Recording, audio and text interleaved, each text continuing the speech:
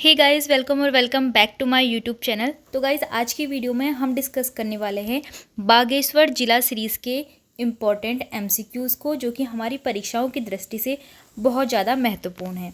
तो इससे पहले हमने बागेश्वर की जिला सीरीज़ कंप्लीट कर दी है 2 वीडियो में, साथ ही हमने नैनीताल और हरिद्वार की भी जिला सीरीज़ के साथ उसके एमसीक्यू भी देख लिए हैं।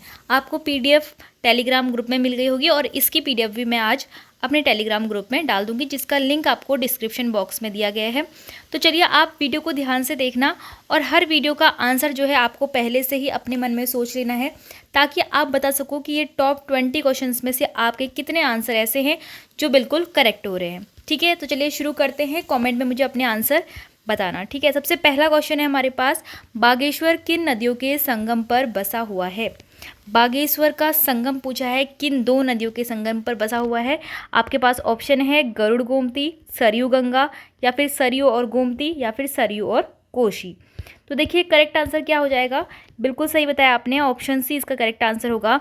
बागेश्वर शहर जो है सरयू और गोमती नदी के तट पर स्थित है, यानी कि संगम पर स्थित है।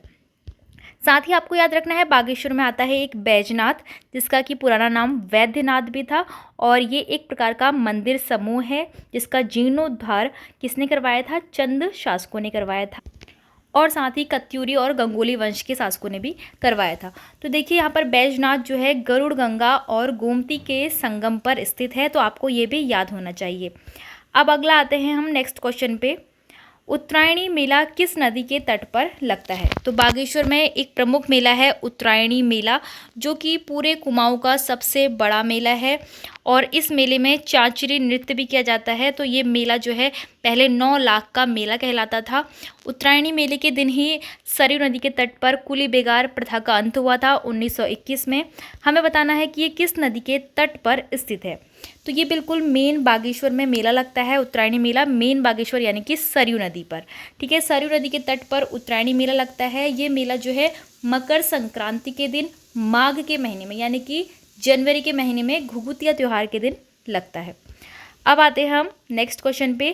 क्वेश्चन नंबर 3 हमारे पास है, बागेश्वर में सरयू नदी के तट पर कुली बेगार प्रथा का अंत किस वर्ष हुआ है? तो आपको मैंने इसी वाले क्वेश्चन में इसका आंसर बता ही दिया था, फिर भी आप बताएंगे इसका आंसर क्या होगा। तो बागेश्वर में सरयू नदी के तट पर कुली बेगार प्रथा का अंत हुआ था, जो कि 1921 में हुआ था। ठीक है, 14-15 जनवरी 1921 में हुआ था। कुली बेगार प्रथा जो है ब्रिटिश काल में चलती हुई आ रही थी, तो इसके तहत जो है वहाँ के निवासियों ने, जो कि कुली बेगार प्रथा के शिकार हुए थे, तो उन सभी लोगों ने अपने दस्तावेज जो थे, इंपॉर्टेंट दस्तावेज कुली बेगार से संबंधित, वो सभी सरयू नदी में प्रवाहित कर दिए थे। अब देखिए, नेक्स्ट क्वेश्चन है क्वेश्चन नंबर 4। कत्यूरों की अधिष्ठात्री देवी कौन थी? तो यहाँ पर 4 देवियों के नाम लिखे हैं, कमेरी देवी, भद्रकाली देवी, नंदा देवी और कोट भ्रामरी देवी। सही है, बिल्कुल करेक्ट आंसर आपने जो सोचा होगा, कोट भ्रामरी देवी ही सोचा होगा, क्योंकि बैजनाथ से कुछ दूरी पर कोट की माई का मेला भी लगता है, जिसे कत्यूरी काल में रणचूला कोट भी कहा जाता था। तो कोट भ्रामरी देवी का नाम आपको याद रखना है, परीक्षावाड़ी में भी सीधे सीधे क्वेश्चन बना है। कोट भ्रामरी देवी जो है कत्यूरों की अधिष्ठात्री देवी थी। साथ ही बागेश्वर में स्थित कुछ अन्य प्रमुख मंदिर भी हैं, इनके नाम भी एक बार आप रिकॉल कर लीजिए। बैजनाथ, बागनाथ बहुत ज़्यादा इंपॉर्टेंट है, भद्रकाली, मूल नारायण, धौलीनाग, कमेरी देवी, श्री हरु मंदिर। ठीक है, ये तो है ही हैं। साथ में कोट भ्रामरी देवी, जो कि कत्यूरों की अधिष्ठात्री देवी है, इनके नाम पर एक मेला भी लगता है, बैजनाथ से कुछ दूरी पर ही लगता है, कोट की माई मेला, जिसे कत्यूरी काल में क्या कहा जाता था? रणचूला कोट कहा जाता था। तो ये भी इंपॉर्टेंट है। नोट में जितनी भी चीज़ें लिखी हैं वो सभी चीज़ें इंपॉर्टेंट है, तो उसको भी आप नोट कर लीजिए। तो चलिए आगे बढ़ते हैं नेक्स्ट क्वेश्चन पर। अब हमसे 5th क्वेश्चन में पूछा है कि सुंदर ढूंगा दर्रा किन जिलों के बीच में स्थित है? दर्रा यानी कि 2 पहाड़ियों के बीच में बनने वाला रास्ता, सुंदर ढूंगा दर्रा पूछा है। ऑप्शन हमारे पास है बागेश्वर और चमोली, बागेश्वर और अल्मोड़ा, बागेश्वर और पिथौरागढ़, बागेश्वर और नैनीताल। तो ऑप्शन डी तो इसमें बिल्कुल इनकरेक्ट हो जाएगा, क्योंकि नैनीताल जिले से बागेश्वर की सीमा नहीं लगती है। चमोली, पिथौरागढ़ और अल्मोड़ा इन तीनों में से एक हो सकता है। बागेश्वर और अल्मोड़ा के बीच में कोई भी दर्रा नहीं है, तो आपके पास ऑप्शन बचते हैं दो, बागेश्वर और चमोली और बागेश्वर और पिथौरागढ़। तो आप सभी को पता होगा ट्रेल पास दर्रा जो कि बागेश्वर और पिथौरागढ़ के बीच में है। लेकिन हमसे पूछा है सुंदर ढूंगा दर्रा जो कि कहाँ है, ऑप्शन ए बागेश्वर और चमोली के बीच में स्थित है। ठीक है, याद रखना है सुंदर ढूंगा जो है बागेश्वर और चमोली यानी कि कुमाऊं और गढ़वाल के बीच में स्थित एक सुंदर ढूंगा दर्रा है। अगर आपसे ट्रेल पास दर्रा की खोज पूछते हैं तो क्या बताना है आपको, 1830 में कमिश्नर ट्रेल ने इसकी खोज की थी। अब नेक्स्ट क्वेश्चन हमारे पास है, निम्न में से कौन आंतरिक जिला नहीं है। आंतरिक जिला नहीं है बताना है, तो नैनीताल, बागेश्वर, टिहरी और अल्मोड़ा ऑप्शन में है। बागेश्वर, टिहरी, अल्मोड़ा ये तीनों ही आंतरिक दर्रे हैं जो कि किसी भी अन्य राज्य की सीमा से नहीं लगते हैं और साथ ही किसी भी अन्य देश की सीमा से नहीं लगते हैं।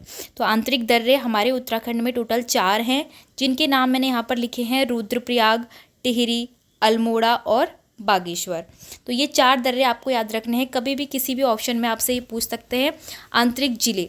ठीक है, आंतरिक जिले कितने हैं, 4, रुद्रप्रयाग, टिहरी, अल्मोड़ा और बागेश्वर। तो यहाँ पे जो करेक्ट आंसर हो जाएगा वो नैनीताल वाला होगा जो कि एक आंतरिक दर्रा नहीं है। जो नैनीताल की सीमाएं हैं वो पिथौरागढ़, चंपावत और आपका नीचे उधम सिंह नगर और साथ साथ यूपी से भी लगती है। ठीक है, यूपी से भी लगती है, इसीलिए आंतरिक दर्रा नहीं, जिला नहीं कहलाता है, क्योंकि यूपी से भी इसकी सीमाएं लग जा रही है जो कि अन्य राज्य है। साथ ही इसकी सीमाएं पौड़ी गढ़वाल से भी लगती हैं और एक लगती है इसकी अल्मोड़ा जिले से। चलिए अब नेक्स्ट क्वेश्चन देख लेते हैं। क्वेश्चन नंबर 7 में हमसे पूछा है, बागेश्वर क्षेत्रफल के अनुसार कौन सा सबसे छोटा जिला है। तो 5 सबसे छोटे जिले आपको याद होने चाहिए, जिसकी यहाँ पे मैंने एक क्रम बनाया है। सबसे पहला आता है चंपावत जो कि उत्तराखंड का सबसे छोटा जिला है क्षेत्रफल की दृष्टि से। दूसरे नंबर पर आता है रुद्रप्रयाग, तीसरे नंबर पर आता है बागेश्वर। तो इसका करेक्ट आंसर क्या हो जाएगा, तीसरा। ठीक है, फिर चौथे नंबर पे आपका हरिद्वार आता है और 5वें नंबर पर आता है उधम सिंह नगर। तो करेक्ट आंसर आपका हो जाएगा तीसरे नंबर पे आता है बागेश्वर। सभी के क्रम आपको याद होने चाहिए, इस तरह से आप क्रम में याद करेंगे तो आपको बेटर तरीके से याद रहेगा। क्वेश्चन नंबर 8 है हमारे पास, बागेश्वर जनपद की स्थापना कब हुई थी। इंपॉर्टेंट क्वेश्चन है, सभी 13 जिलों की आपको स्थापना याद होनी चाहिए, बिल्कुल मुँह जबानी। ठीक है, तो यहाँ पर बागेश्वर जनपद की स्थापना पूछा है तो करेक्ट आंसर हो जाएगा 15 सितंबर 1977। ठीक है, 1977। तो 15 सितंबर 1997, सॉरी अभी मैंने यहाँ पर 77 बोला लेकिन 97। ठीक है, 15 सितंबर 1997, 97 है ना तो 97। अब इसी के साथ साथ रुद्रप्रयाग, चंपावत और बागेश्वर इन तीनों ही जिलों की स्थापना एक ही डेट में हुई है, 15 सितंबर 1997 में। क्वेश्चन नंबर 9 में क्या पूछ रहा है कि प्रकृति प्रेमी कवि सुमित्रा नंदन पंत जी की जन्मस्थली कहाँ है।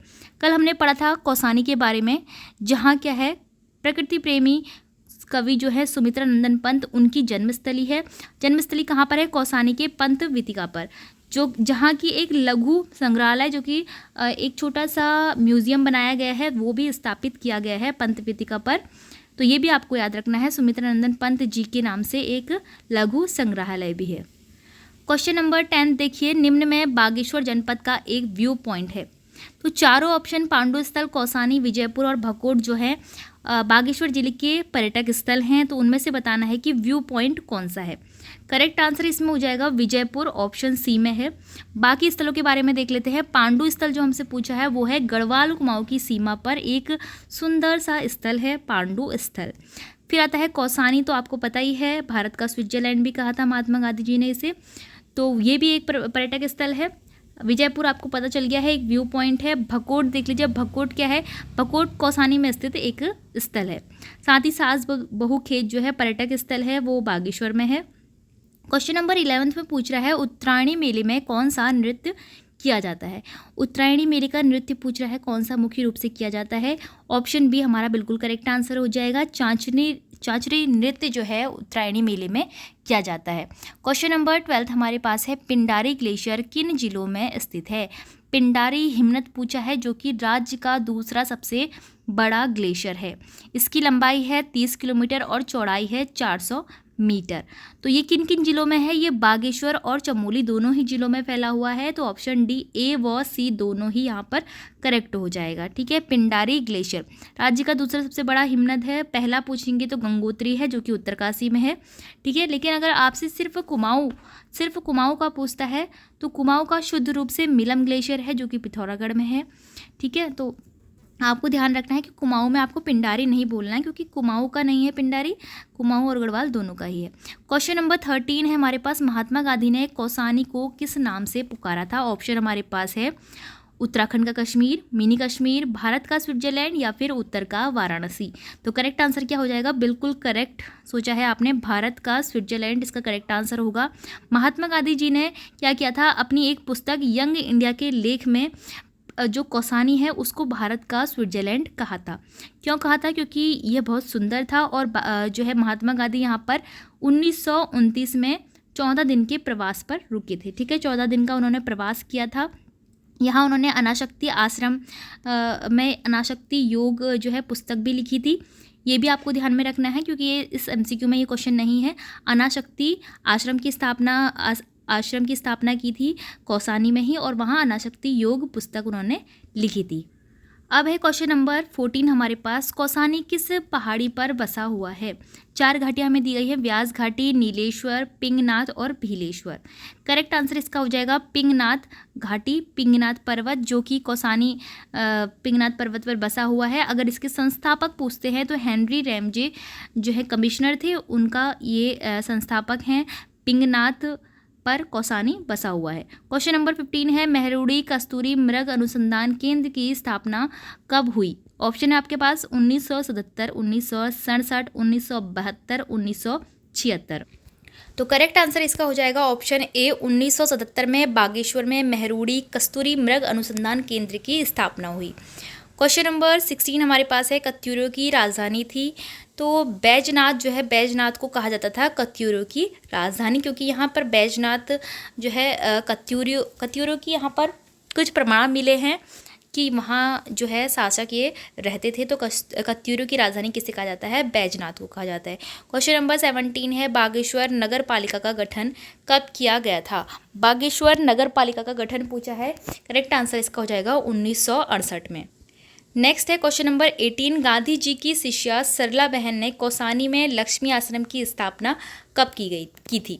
ठीक है। गांधी जी की शिष्या थी सरला बहन, तो इन्होंने लक्ष्मी आश्रम नाम से एक स्थापना की थी कौसानी में एक आश्रम की। तो वो कब की थी? 1941 में की थी। क्वेश्चन नंबर 19 हमारे पास है, स्वतंत्रता संग्राम में जेल जाने वाली उत्तराखंड की प्रथम महिला कौन थी? जिसका संबंध क्या है? बागेश्वर से है, इसीलिए क्वेश्चन पूछा है। बिस्नी देवी शाह इसका करेक्ट आंसर हो जाएगा। अब लास्ट क्वेश्चन है हमारा, कौसानी का पुराना नाम क्या था? तो देखिए यहाँ पर दिया है गहना, कुमाऊं का गहना भी कहा जाता है कौसानी को, लेकिन पुराना नाम पूछा है तीर्थराज, जो कि बागेश्वर को कहा जाता है क्योंकि शिव के कारण बागेश्वर को तीर्थराज कहा जाता है। बलना है कौसानी का पुराना नाम। करेक्ट आंसर आपका ऑप्शन सी हो जाएगा। जो आपके ऑप्शन 4 में दिया है बागीश, वाणीश्वर, व्याघ्रेश्वर, ये सभी नाम किसके हैं? बागेश्वर के हैं। तो कौसानी का पुराना नाम बलना है और कौसानी को कहा जाता है कुमाऊं का गहना। तो फ्रेंड्स, ये हो गया आपके बागेश्वर जिला सीरीज़ के टॉप 20 MCQs। आई होप आपको 20 में से 20 सभी के आंसर करेक्ट पता होंगे। और इसी तरह की और वीडियोज़ के लिए चैनल को लाइक, शेयर, सब्सक्राइब जरूर करना।